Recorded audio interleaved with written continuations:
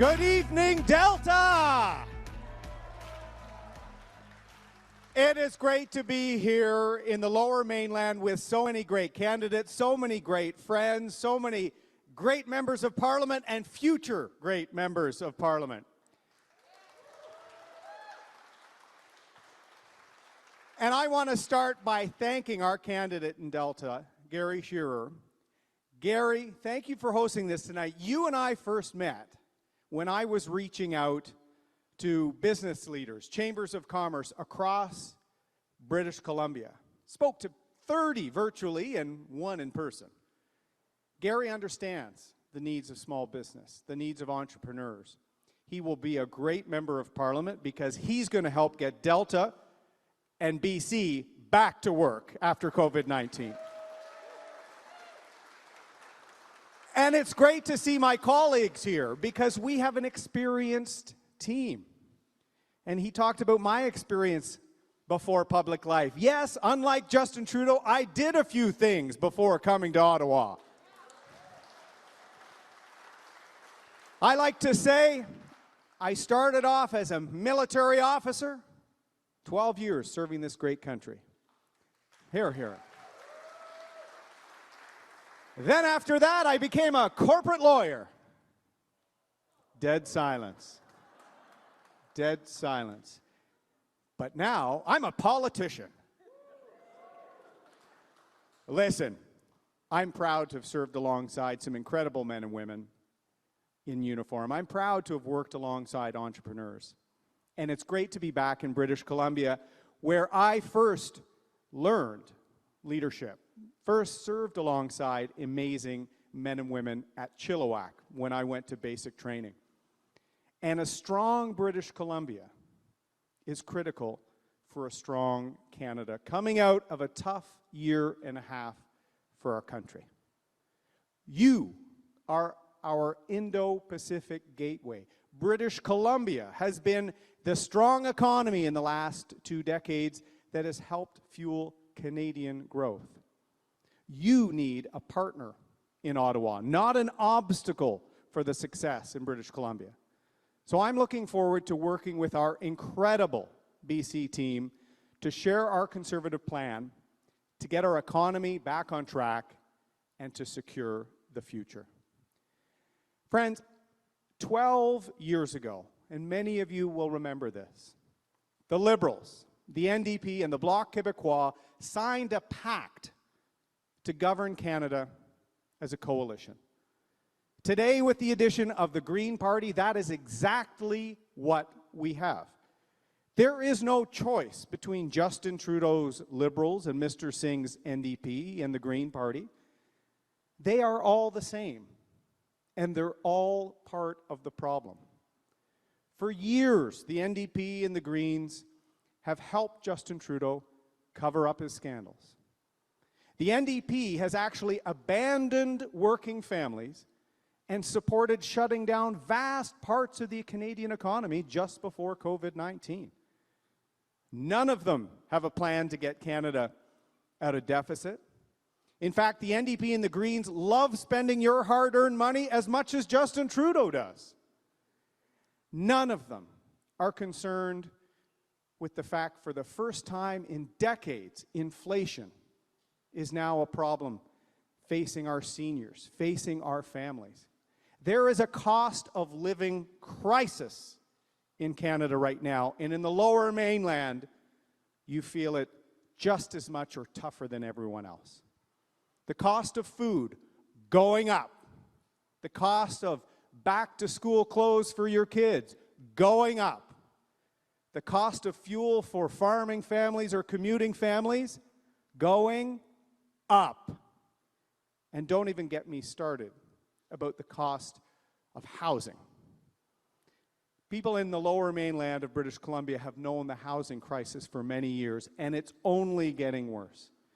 Home ownership is slipping through the fingers of an entire generation of young people in British Columbia. Justin Trudeau, the NDP, and the Greens are making the situation worse.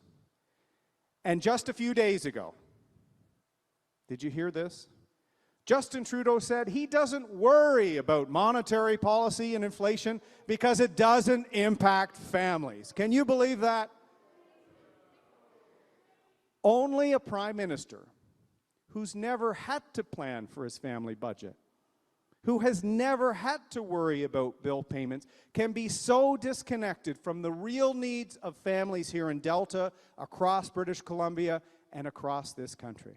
The Liberals, the NDP, and the Greens don't understand that running massive deficits, driving away jobs, is causing prices to skyrocket, not only harming seniors on fixed income and families, but it's actually putting our social programs at risk. If interest rates go up, we will not be able to afford the country we love so much. And we're in an election. We're just wrapping up the first week of an election. And I think you know as much as I do, and we're hearing it at the doors, the timing of this election is completely reckless. Part of this beautiful province, as you all know, is on fire. Communities across British Columbia, First Nations, communities are scared. Thousands of families have boxes or totes packed or ready to be packed in their garage, in their front hallways. Can you imagine that? A box sitting there ready to put in the pictures of your children, the family heirlooms, because you may have to go in a minute's notice and you may not have a home to return to. Thousands have already faced dislocation, and hundreds have already lost their home. Rather than putting the needs of those frightened families first, Justin Trudeau once again has put his own political interests ahead of the needs of Canadians, and he called an unnecessary election. A few days ago, I called on the Prime Minister to offer British Columbia the help it needs, including the help of the Canadian Armed Forces to battle the forest fires that are threatening parts of this beautiful province. British Columbians should not have to suffer because the Prime Minister is more interested in campaigning than showing leadership for British Columbians. The total disconnect from the needs of Canadians illustrates the important choice that Canadians have in this election. It's here, and we have to make sure Canadians know how important this vote is. Because, friends, Canada is at a crossroads. The two paths before us could not be more different for Canadians. The first path, with Mr. Trudeau, the NDP, and the Greens, no plan for Canada's recovery after the pandemic, no plan for forestry and softwood lumber, no plan for fisheries, no plan to help some of the incredible Lower Mainland startups scale up here in British Columbia, no plan to seize our opportunity as the Indo-Pacific gateway, to create jobs, to grow our exports to the Asia-Pacific and to India. But there is another path. And it was so important people like Gary stepped up to run for us. A path that will relentlessly focus on creating jobs, tackling the affordability crisis, helping our neighbors, and building strong communities here in Delta, in the Lower Mainland, and across this country. This election, for Canadians at those crossroads, is about who can get our country back on its feet and back on track to rebuild our economy. This election is about who you think can secure the future for all Canadians coming out of the most difficult year in our lifetimes. Cette élection va déterminer qui va nous sortir de la crise actuelle et rebâtir l'économie. À votre avis, qui peut agir pour l'avenir, pour tous les Canadiens et Canadiennes? 12 years in the Canadian Armed Forces, where I learned that French. I like to say I've got soldier French. I kind of sound like a soldier speaking French. But another thing I learned in the military is you always have to have a plan for a mission that you're facing. Some leaders, like our current Prime Minister, has had everything laid out for them, and all he has to do is walk up to the podium and read what someone else wrote for him. But small business owners here in Delta and across the Lower Mainland, they don't have something done for them. They're planning. Families are planning. Families are budgeting. And that's exactly what Canada's Conservatives have done. Canada's recovery plan will boost our economy and get Canada back on track after COVID-19. Hear, hear. We will secure jobs by recovering the 1 million jobs lost in COVID in 1 year. We will secure accountability by enacting the toughest anti-corruption measures ever introduced to clean up the mess in Ottawa.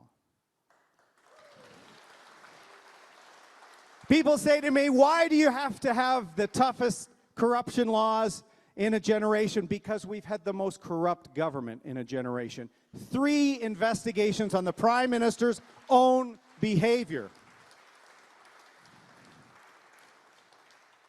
Our third pillar is very important to me from my time in uniform. We have to treat mental health just like we do physical health. Absolutely. We will secure mental health by delivering our Canadian Mental Health Action Plan. This includes leadership on the opioid crisis, leadership on helping people with addiction, and leadership helping heal the wounds from this pandemic. Our fourth pillar, we can never again allow this country to be unprepared for a crisis. We will secure the country by building capacity here at home to handle vaccines, to handle any future crisis. You're going to see a lot more made in Canada with a Conservative government.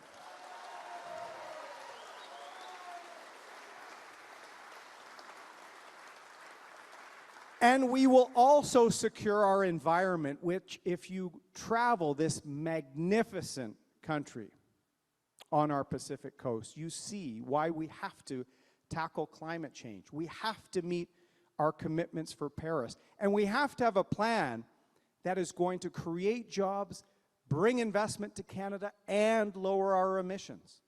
And that's why in April, we announced the most comprehensive plan to meet our Paris targets and to get this country working again. And finally, friends, our fifth pillar, which I often think of because I have my kids, Molly and Jack, here with Rebecca and I on this tour. They wanted to see beautiful BC themselves. I said, where do you want to go? They said, take us to Delta.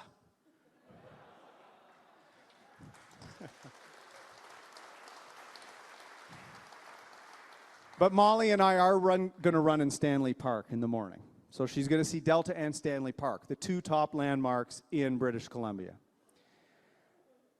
But you know, how old will you be in 2070, Molly?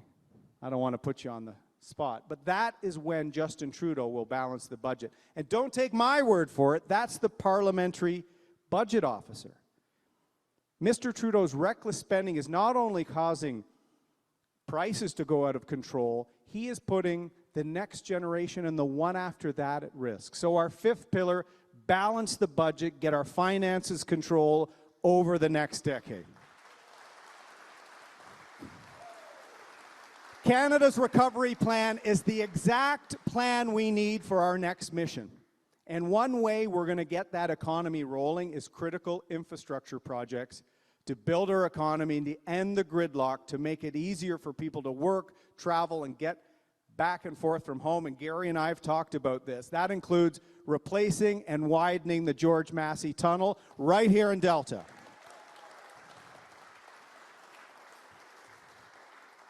And we won't stop there. Too many Canadians in the Lower Mainland can't afford a home. And many young people, as I said earlier, are just giving up on home ownership, which used to be a staple of a strong middle class in Canada. We will, with Canada's recovery plan, get more homes built, 1 million over the next 3 years, and we will ban the purchase of homes in Canada by foreign investors that have no intention of living here.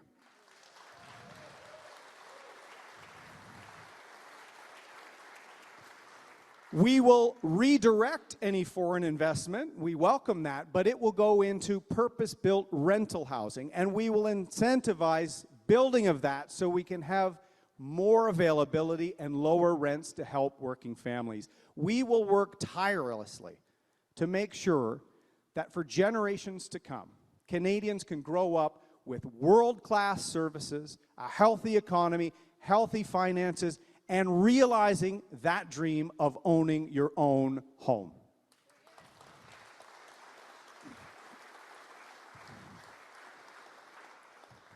Now, you know, I love this country. Have my whole life, and when I was at boot camp here in Chilliwack, serving alongside people I'd never met, but within a few weeks, they were your band of brothers and sisters. They're still my friends to this day. I don't see them for 20 years, and we pick up like we'd seen each other last week. I love this country, and I know all of you do too. We are the greatest country in the world. Our country has challenges. We all know that. We have inequalities that we must tackle. We have deep wounds from this pandemic that we must work to heal. We have even deeper wounds from our past that we must heal as well. In fact, the painful reminders of the horrors of the residential school program began here in British Columbia in Kamloops. And it made us renew our own personal calls to action in reconciliation. We must dedicate ourselves as Canadians to walk the path of reconciliation with Indigenous peoples. And you know what? With leadership and with a vision, we can draw inspiration from Indigenous art and culture right here in the Lower Mainland. The Musqueam spindle whorl comes from the great weaving tradition of the Coast Salish peoples. Now, a spindle whorl, if you don't know what it is, was used to weave and bind together many different individual threads into a single strong strand of wool.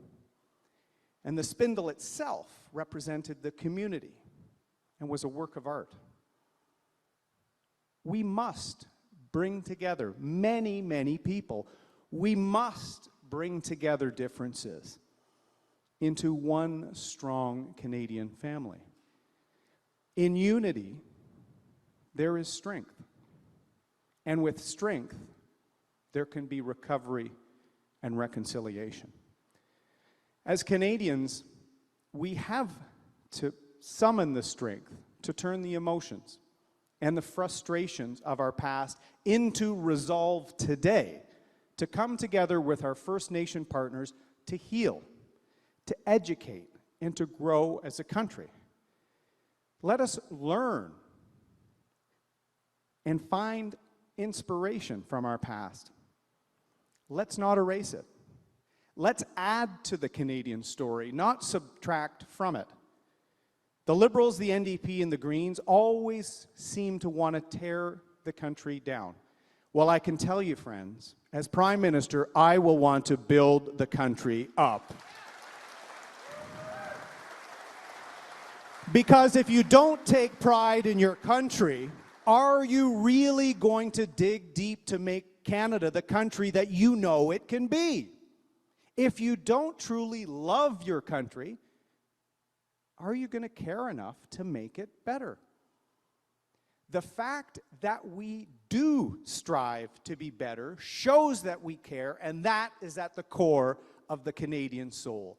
Striving to be better, striving to work together, bringing together those different threads into the strong Canadian core.